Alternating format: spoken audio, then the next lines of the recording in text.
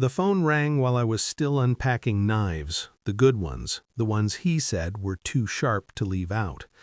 "I forgot to turn off the hidden camera," the man said. His voice was dry, careful. "I saw what your husband did while you were at the store. Come over right now, alone, and don't tell him anything." I didn't ask which camera. I didn't ask what he did. I already knew. I remember the sound my shoes made on the tile as I walked out. Too loud. Every step felt like a betrayal rehearsed. He was in the living room, sleeves rolled up, playing house like nothing had shifted. He asked if I forgot milk. I told him I'd be right back. The lie slid out smooth. That scared me more than the truth. The previous owner lived 3 blocks away, in a narrow place that smelled like dust and old victories. He didn't offer me a chair. He handed me a tablet. "Watch," he said. I watched. The camera angle was high, kitchen corner, the blind spot I'd never noticed. My husband came in 10 minutes after I left, already on the phone. He laughed, not his polite laugh, the real one. Then she arrived, young, comfortable. She kissed him like she owned the space, like I was a rental agreement. They didn't rush, they didn't hide. They used my counter, my sink, my coffee mugs.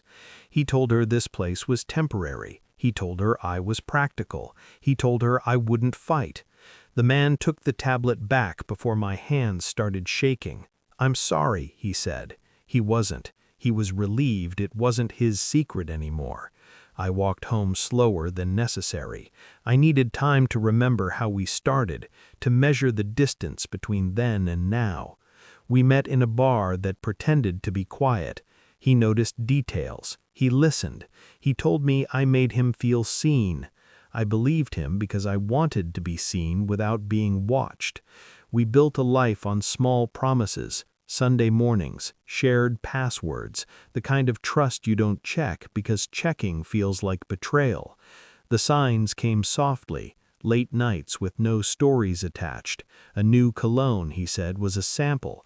His phone face down like it was ashamed of itself. I cataloged everything. I said nothing. Silence is useful when you're learning the shape of a lie. The message came a week before the move, not to me, to a tablet he forgot to log out of. A heart, a time, an address that wasn't ours yet. I closed the app. I didn't confront him. Confrontation is loud. I needed quiet. That night, I made lists, not of revenge, of exits, accounts, assets, leverage. The law rewards patience, so does reputation. I called a lawyer and asked questions like I was curious, not wounded. I copied files. I documented patterns. I smiled at dinner. I let him think the move was a fresh start. The new apartment was perfect for a man like him. Clean, anonymous, no neighbors who asked questions. I signed nothing without reading. I put my name first. I let him believe control was something he still had. When I came back from the previous owner's place, he was pouring wine. I kissed his cheek. I drank. I waited. Over the next 3 weeks, I executed the plan without raising my voice once. I moved my money. I froze joint credit. I sent a quiet email to HR with attachments he'd never know existed. I scheduled inspections. I rerouted mail. I let his mistress believe she was being chosen while I was being discarded. People reveal so much when they think they're winning. The confrontation came on a Tuesday. Ordinary days are best for endings. I asked him to sit. I placed the tablet on the table between us.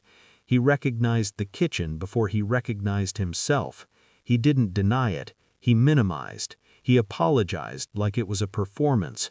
I watched his face change as I slid documents across the table, the lease, the bank statements, the email confirmation. Each one landed like a sentence. "You planned this," he said. I nodded. "You set me up." "No," I said. "You exposed yourself. I just adjusted the lighting." He reached for me then, like touch could rewind time. I stood. I told him to pack what he could carry. I told him the locks would change at noon. I told him the camera had been on longer than he thought. He left without the knives.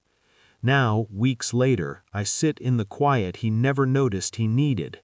I think about the woman he thought he loved. I think about the man who thought I wouldn't fight. I think about how revenge isn't loud when it's done right. It's procedural. It's clean. I didn't scream. I didn't beg. I didn't break. I watched. I waited. I won. And every time the phone rings now, it's mine to answer or not.